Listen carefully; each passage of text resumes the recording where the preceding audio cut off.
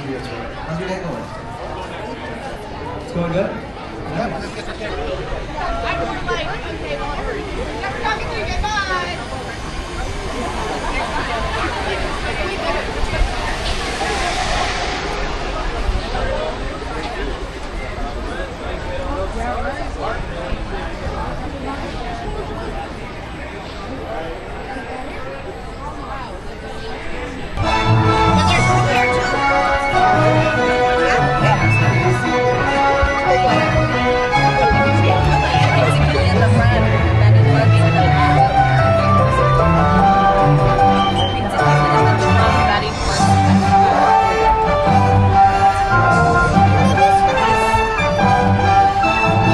Good afternoon, everyone. Welcome aboard the world-famous Universal Studio Tour.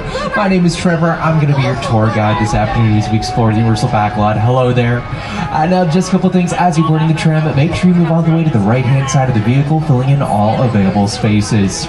In addition, if you're accompanied by any small children whose feet can't quite touch the ground, just for their safety, the studio tour, anyone doing this for the first time today? Okay, a couple of hands go in the front car. Fantastic. Welcome aboard. Let's see, second, third, fourth cars. Okay, quite a few hands. Fantastic. Welcome aboard, folks.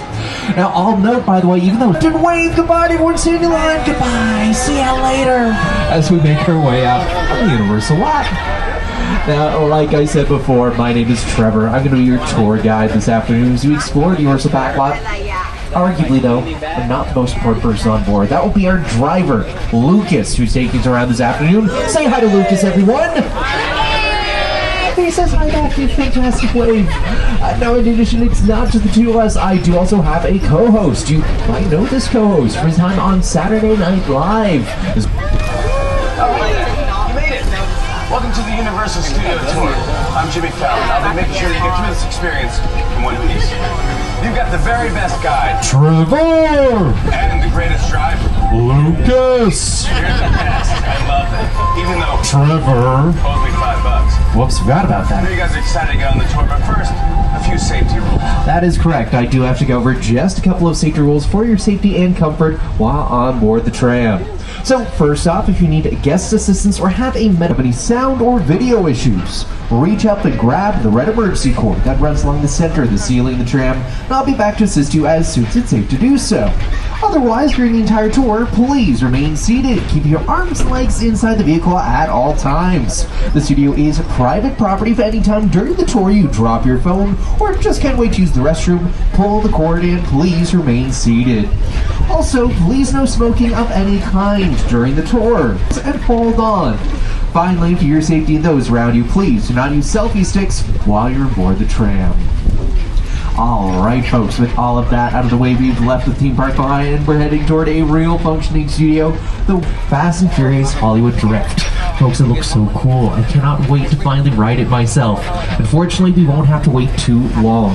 It is coming out this summer of 2026. To find more details, you can visit UniversalStudiosHollywood.com.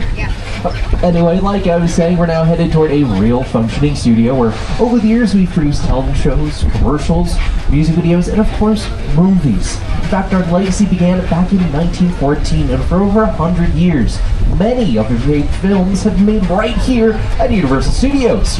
Universal Studios is a part of NBC, Universal, one of the world's leading entertainment companies, which includes Universal Pictures, Focus Features, Peacock, and NBC Television. This year, NBC is celebrating its 100th anniversary.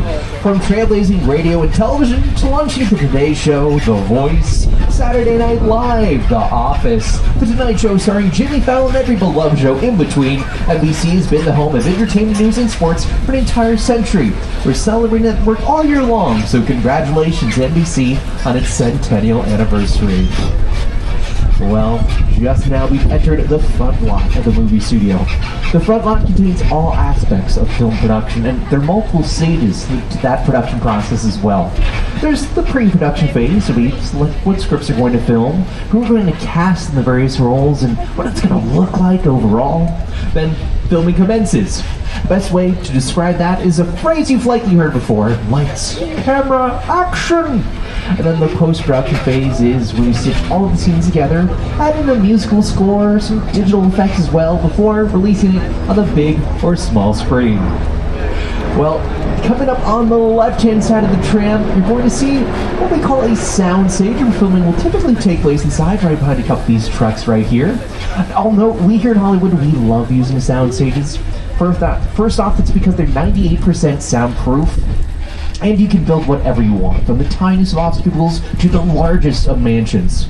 For instance, the soundstage that we're seeing right now, one of our larger ones, Stage 14, among other things, was used for the film Apollo 13, starring Tom Hanks, Kevin Bacon, and Bill Paxton. That's where we built the NASA Command Center. In addition, that soundstage was also used for Dr. Seuss's How the Grinch Stole Christmas, starring Jim Carrey. The interior of the Grinch's lair is built right inside there as well. I'll note, even though it's a little bit quiet here on the Universal lot today, trust me when I tell you we've been extremely busy lately, prepping for tons of films and TV shows, some of which I can't even talk about, they're top secret. One thing I can mention, however, lately we've been filming Season 2 of the TV series The Paper. The Paper is executive produced and written by Greg Daniels, who also was the showrunner for The Office as well. In fact, The Paper, it actually takes place in the same universe, The Office. Here to tell you a little bit more about it are a couple of its stars, Oscar Nunez and Chelsea Fry. Hi, Studio Tour! We're here on the lot where we filmed The Paper, which follows our characters' day-to-day lives as employees of a struggling newspaper. It's legal truth-telling. That's right. Unlike many other TV shows, The Paper uses multiple cameras and a variety of shot types and movements to give our show a true documentary feel. Because the camera is always around whenever we're on the set, it's important that we stay in character. Hey, Oscar, what's your favorite part of working on that? I wasn't expecting you to ask me that. You know what? I love being around talented, wonderful, hilarious people. I also get to work with Chelsea Fry. How about you, Chelsea? What's your favorite? Oh, I love waving to the trams. Oh. Okay. You can probably stop waving now. No, that's fine. Let's try. Yeah? Yeah, let's try. It's great. Chelsea Fry would have been waving to you right now, by the way, to the right-hand side of the tram. Stages 18 and 19 are where they filmed Season 1 of The Paper, which is streaming now on Peacock, and like I said, we've been working on Season 2 lately. As for the left-hand side of the tram, you might recognize a certain teddy bear, Ted. He's celebrating the fact that Season 2 of his TV series, Ted, dropped on Peacock on March 5th, starring Max Burkholder and Seth MacFarlane, who plays the titular bear. If you're in need of a good laugh, folks, highly recommend you check it out. It's a fantastic show. In addition, over to the left, we're also passing a very important location on the studio lot right now, our bungalows. Originally, these bungalows were dressing rooms for the stars. Folks like Lucille Ball and Jimmy Stewart had dressing rooms right over here in this area. These days, however, this is where producers are going to gather with writers, actors, and directors to come together to figure out the next big film or TV show that they want to produce for the big or small screen. Such notable producers that work here include Amy Pascal of Pascal Pictures. She's produced such things like Spider-Man Across the Spider-Verse for Sony Animation, as well as the film Project Hail Mary with Ryan Gosling. In addition to the left, we're passing Mark Platt Productions, who produced both the Oscar-winning film Wicked, as well as its sequel, Wicked for Good, both starring Cynthia Erivo and Ariana Grande. One more important building coming up on the left is a small office labeled 5195. Those were once famed director Alfred Hitchcock's offices. Directed Psycho, Vertigo, and The Birds, really shaped and influenced both the thriller and horror genres, as we all know them today. Well, anyway, folks, in just a moment, we're now about to transition from the front lot and head to the backlot portion of our tour. Our backlot being where our large-scale exterior sets are located. Though, very quickly to the left, we have some final sound stages on our front lot, stages 25 and 26. These are some of our more recent ones, first used back in 2016 for Hairspray Live, which aired on NBC. Really, we've committed a huge part of the filmmaking process inside these sound stages, which is why they look a lot different from them. Currently, they're used for Season 2 of the TV series St. Denis Medical. As we head into our backlot, one of our first stops is going to be Skull Island, where King Kong resides. Here to tell you more is director Peter Jackson. It's the original King Kong that made me 8 or 9 years old, and I wanted to become a filmmaker. I like films that just take you away from your real life and sweep you up in adventure. And to me, Kong literally does that. I mean, you're on board the ship, you're sailing to a lost island, you're encountering monsters and creatures from, prehistoric times. So I was thrilled when Universal invited me back to Skull Island. And it's great to have you along for the ride. We're about to return to Skull Island. Before we return to Skull Island, folks, just a brief reminder to please remain seated at all times. Keep your arms, feet, and legs inside the vehicle. Now, in addition, if you are carrying any belongings with you, now's the time I recommend to take a quick look exactly at how we created it back for the 2005 film King Kong. Now, there are two types of effects, practical effects and digital effects. What you're seeing right now, example, is a practical effect. In this case, we built a miniature representing Skull Island in our old Red Sea location. Other practical effects include puppetry, makeup, something to trick the lens of the camera. Essentially, it's something physical that's located on the set. But you can see all the hard work that's put into making these locations seem realistic while being miniatures. Of course, one day we did have a visitor stop by on the set. That little duck right there. Had to pause for just a moment. Now, on the other hand, digital effects, typically they happen during the post-production process using CGI, also known as computer-generated images.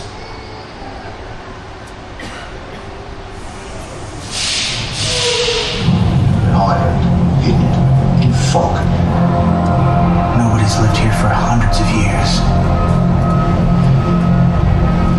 A wall 100 foot high. Why ain't they built the wall?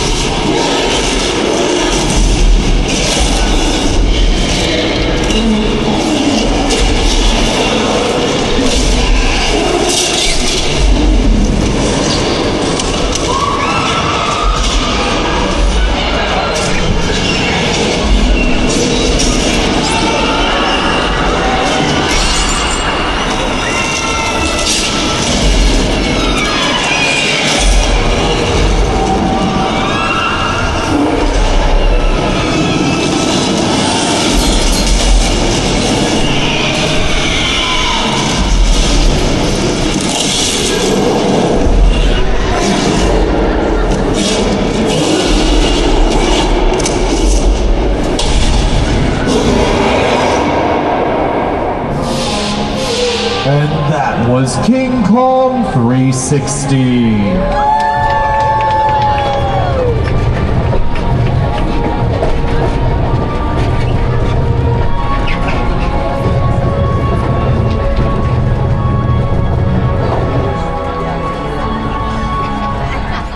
That epic battle you just experienced was designed by Peter Jackson and the team at Weta FX. Computer-generated imagery and digital effects have been important tools in movie making for many years and have helped build the world from some of your favorite Universal pictures, from sci-fi to fantasy to action films, and many more.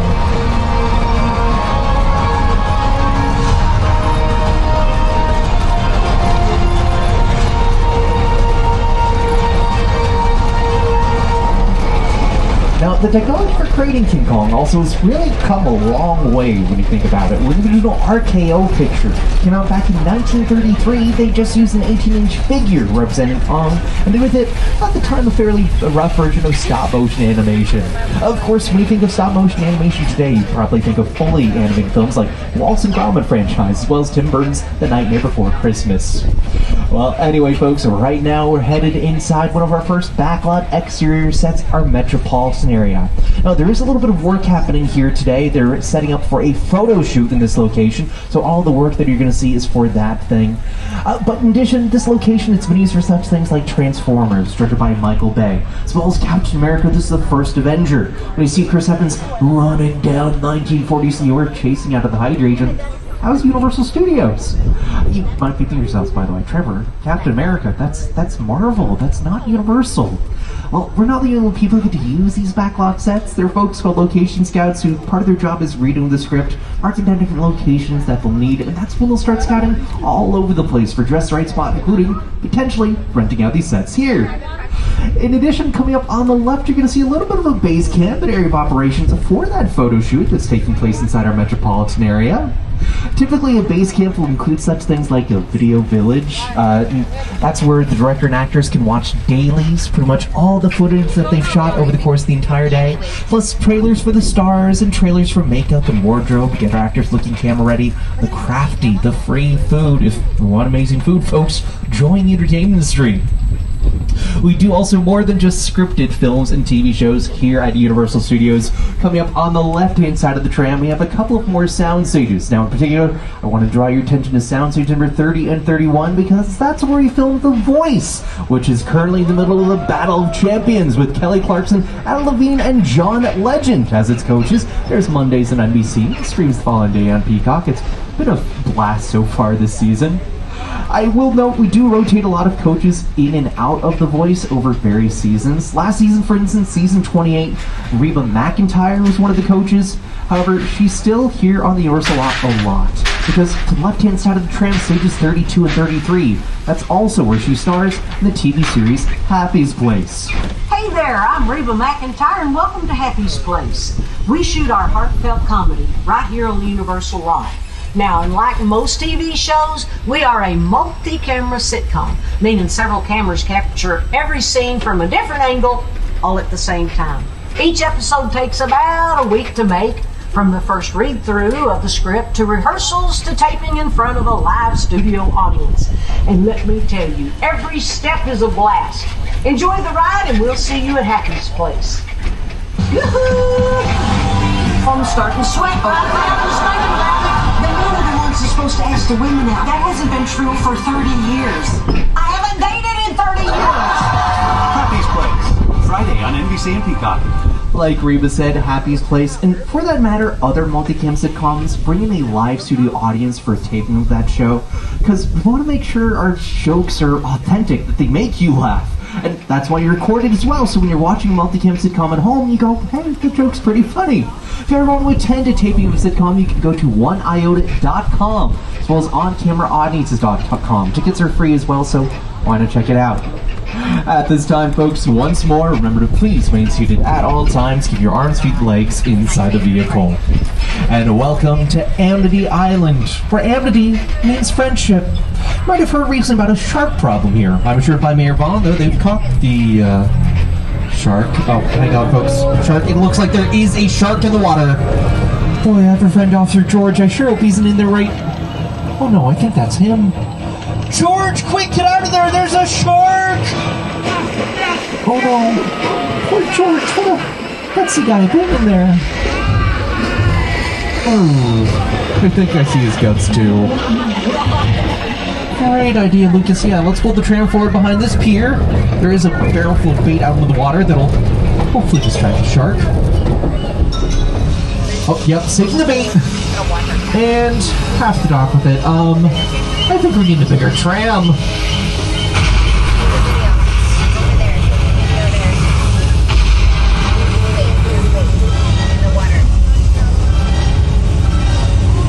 Look out, there's the shark!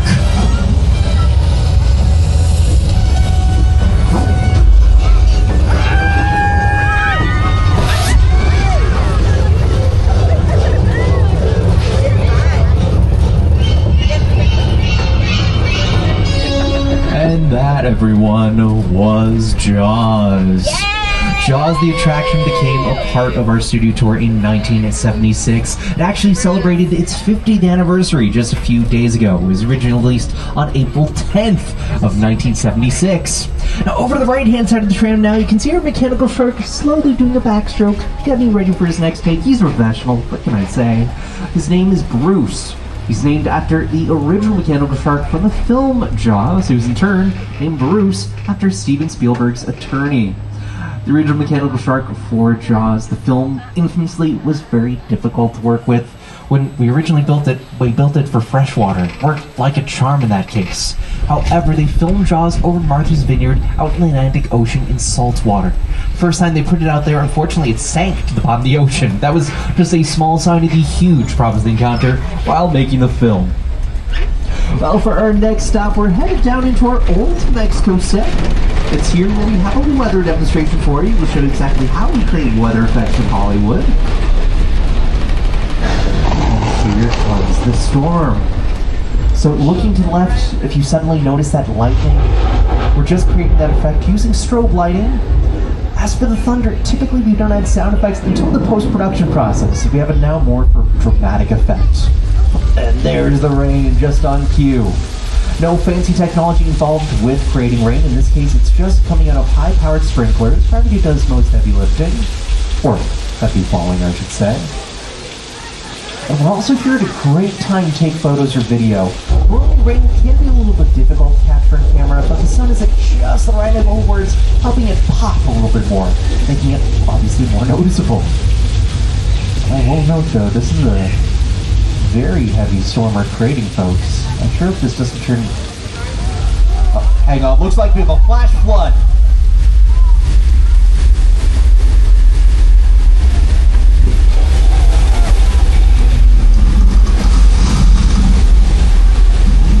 Remember, please remain seated, folks. Please remain seated.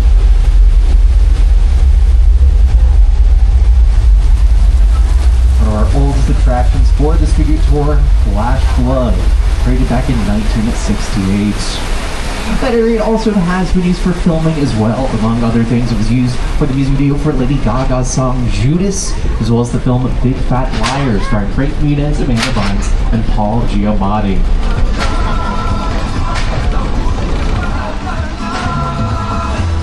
You can't outrun the wolf, kid!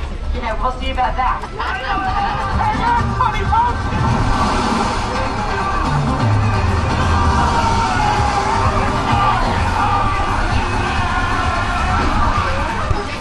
Well, we're headed further into the Wild West now. For our next stop, we've just entered our western town, which we call 6 Points.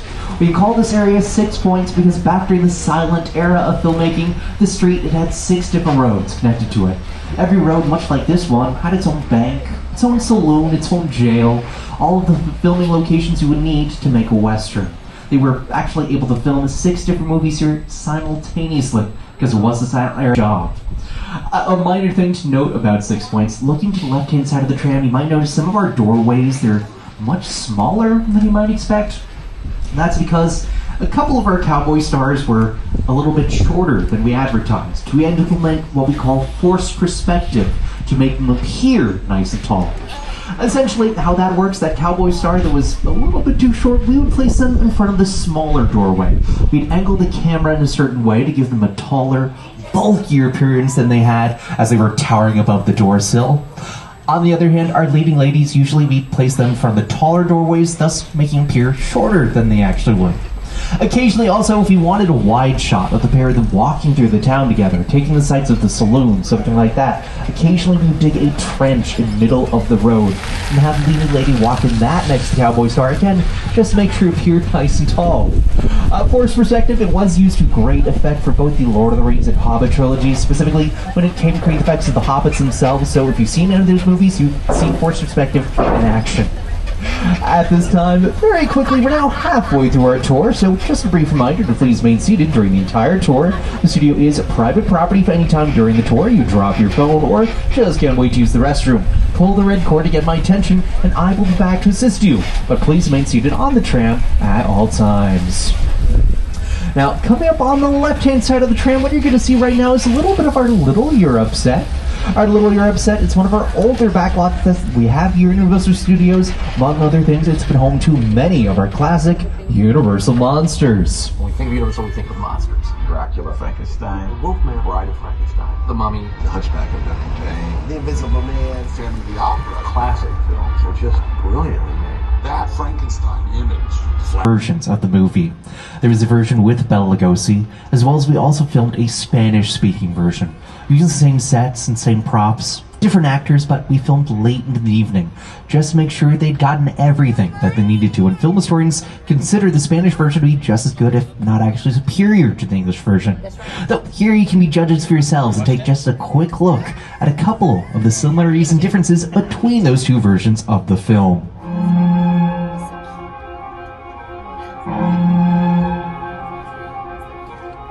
I am Dracula. Soy Dracula.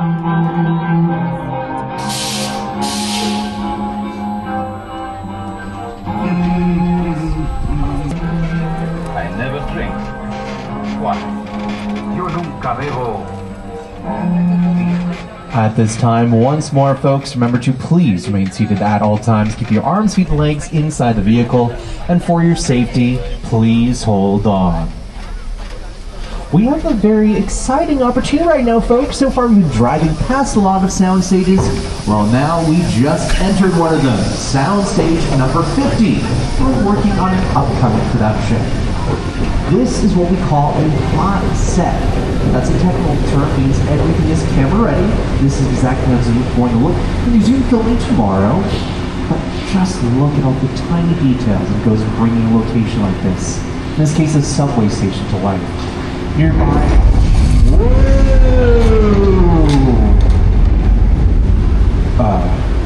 Not Tory folks, that happens in California.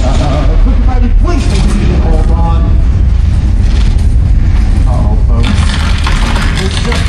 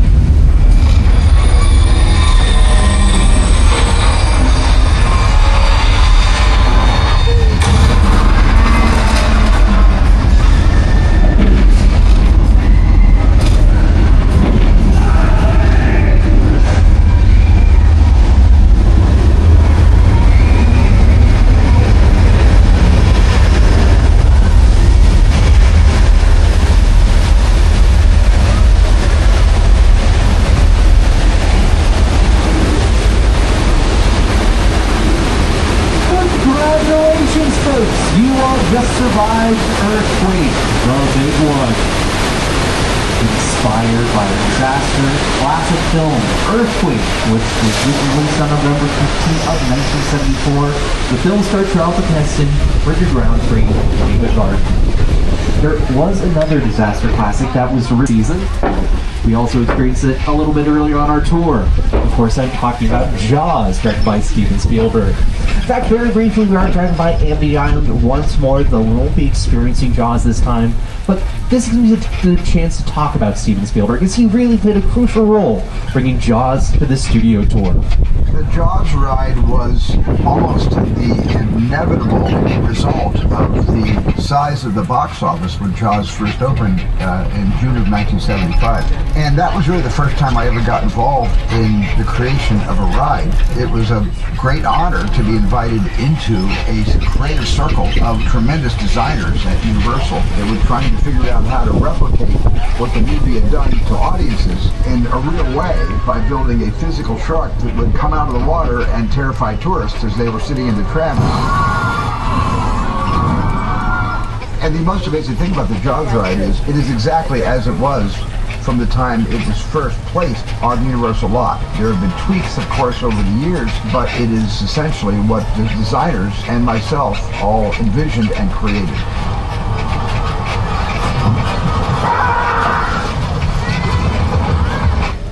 Well, folks, now we've left the beach behind, and for our next stop, we're headed into our Colonial Street. Our Colonial Street, I like to think of as anywhere U.S. set. We can transform this into any kind of suburban neighborhood that we might need. For instance, coming up on the left-hand side of the tram, you're going to see a faded purple painted home. That's 1313 Mockingbird Lane from the TV series The Munsters. The Munsters, they live right across the street from, over to the right, this White House with the green door, Ted's house for Ted 2, as well as the TV series Ted. To this day, our Colonial Street is still best known as being Wisteria Lane for ABC's Desperate Housewives.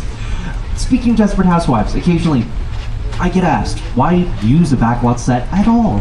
Why not just travel to Oregon but film over there instead? Over the course of Desperate Housewives' run, among other things, they had a plane crash. They had a fire burn down their homes. They had a tornado go through the neighborhood. Things that are all very difficult to achieve, to recreate at a real-world location. One of the best reasons to rent out a backlot set is to have a controlled environment, especially if special effects like fire effects start getting involved. Just make sure whole cast and crew are all safe. Another thing that we can do with this neighborhood as well is also change the seasons to suit our needs. For instance, to make it look like winter, we hire a company called Snow Business, because as the saying goes, there's no business quite like snow business, who completely cover this area in artificial snow. And then with the holiday film, for instance, the street was used for the film Candy Cane Lane, starring Eddie Murphy, which aired on Prime Video. Nearby on the studio lot, we have a building called the Edith Head Prop Department. It has literally everything you can imagine. In this case, our set dressers will rent out all the appropriate holiday dressings, come to this location and decorate it all up. Our Colonial Street, I'll note by the way, was heavily featured in a TV series that just came out a little bit over a month ago called The Burbs.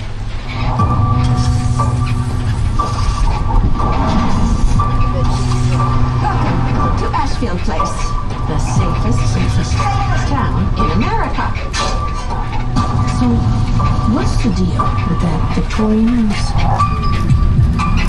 There have been whispers of murder. Which one of us is the murderer? So are we going to go in? Do white ladies love salads? Hell yeah, we're going in. Starring Keke Palmer and Paula Pell, it's streaming on Peacock now. And for those of you wondering, yes, it is based on the 80s film of the same name, which starred Tom Hanks and Harry, some of our picture cars. Picture cars are literally any plane, train, or automobile that we see on camera at any given point. These are some of our more well-known vehicles. For instance, coming up on the left-hand side of the tram for my Harry Potter fans is one of the Ford Anglias from Harry Potter and the Chamber of Secrets. Over the course of filming, they used 16.5 versions of that vehicle. One of them, they chopped off the front half to get those close-ups of Daniel Radcliffe and Rupert Grint. As for the right-hand side of the tram, are vehicles representing the different eras of Hill Valley from Back to the Future Part 2, from 1950s all the way to 2015, Hill Valley. And then to the left, yeah, that yellow Camaro, that's Bumblebee from Transformers, taking a little bit of a much-deserved nap. Maybe you saw him a little bit earlier today in the lower lot of the Universal Studios. If anyone like Bumblebee is feeling a little bit tired, by the way, maybe you want to stop off at the Bates Motel from Alfred Hitchcock's Psycho. Right here, there are 12 rooms with 12 vacancies. And right up there in the hill behind the Bates Motel is Norman Bates' home, where I hear his mother resides. Norman supposedly is very protective of her. Now, the home is also another example. Oh. That's Norman Bates, folks, and is that a dead body? I don't know about you guys, I'm suddenly pretty freaked out. I sure hope he doesn't... He noticed us. Hi Norman, don't worry, yep, drive, Lucas, drive!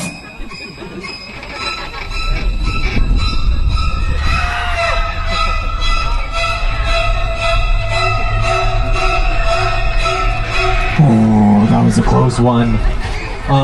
You know what? Let's get out of here, folks. Forget the Bates Motel. We'll keep on rolling along. Oh, you're still watching us, though. Sorry for disturbing you, Norman. Whatever you were up to. Okay, and to the left is now a closer look at Norman Bates' home. As you can see, it's much smaller than you might expect. It's what we call a shell set. Even though the fully formed exterior, it's too small to actually use the interior for filming. The interior of Norman Bates' home are located inside our sound series. Photo fanning. Over to the left, that plane, that's a real 747. So it was decommissioned before it was used. Here to tell you more is production designer Rick Carter, as well as director Steven Spielberg.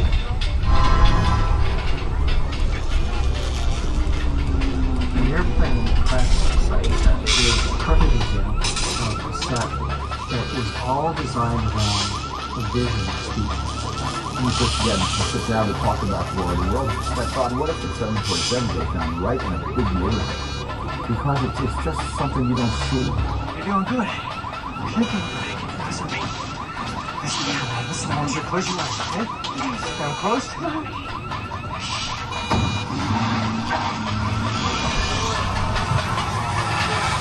Robbie, get in.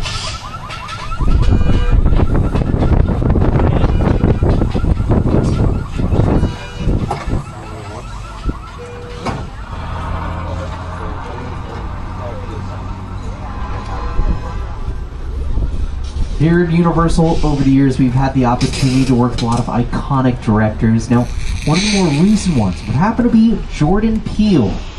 Jordan Peele got his start in sketch comedy. He's become a master of the horror genre.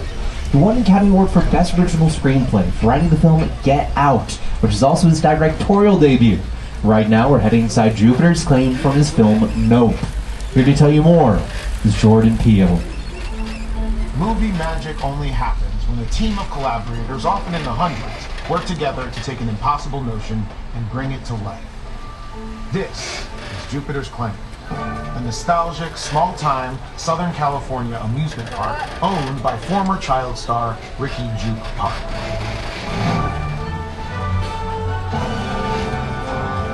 Over there, look into the winking well. Have your picture taken just like the kids in that old 90s movie show. This whole place is loosely based on. Remember that one? No? Why? A little further down, you can see the brand new Star Lasso experience. Built to showcase an unbelievable new live show. It's not looking so high. Behind this Hollywood fantasy, rush frontier tale, eyes of citizens. It is smack dab. Welcome to the world of no.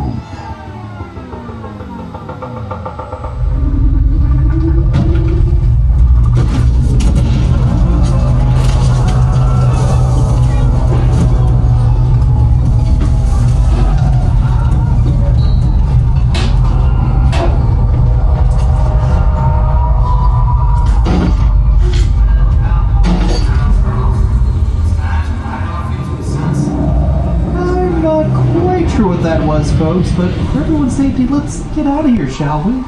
For a moment I saw what looked like an odd cloud move in the sky. Well, believe it or not, our tour is about to come to an end today. We are going to start making our way back over to the theme park at this point. Now, as we head on over there, one location I do want to talk about is coming up on the right-hand side of the tram, an area that we call Falls Lake. Now, what makes this area great, it actually contains a water tank that can be filled up to about 2.7 million of gallons of water. And with that massive blue screen to the right, we can digitally create any background that we require for a certain sequence. This area was used for Jurassic Park 3, as well as a movie I personally love, Oh Brother, Where Art Thou?, directed by the Coen brothers. But let me show you what it looks like in action, in this case, from the Warner Brothers film Sully, directed by Clint Eastwood and starring Tom Hanks. Evacuate.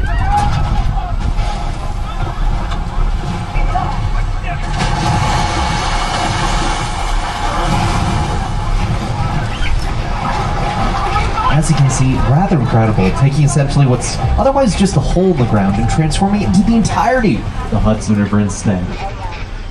Now, to end our tour, throughout our drive through the Universal lot, you may have noticed we do name a lot of our roads after actors and directors who've had a huge impact on Universal, including one person I know I've already talked about quite a bit, Steven Spielberg. We've had a long relationship with the Academy Award director.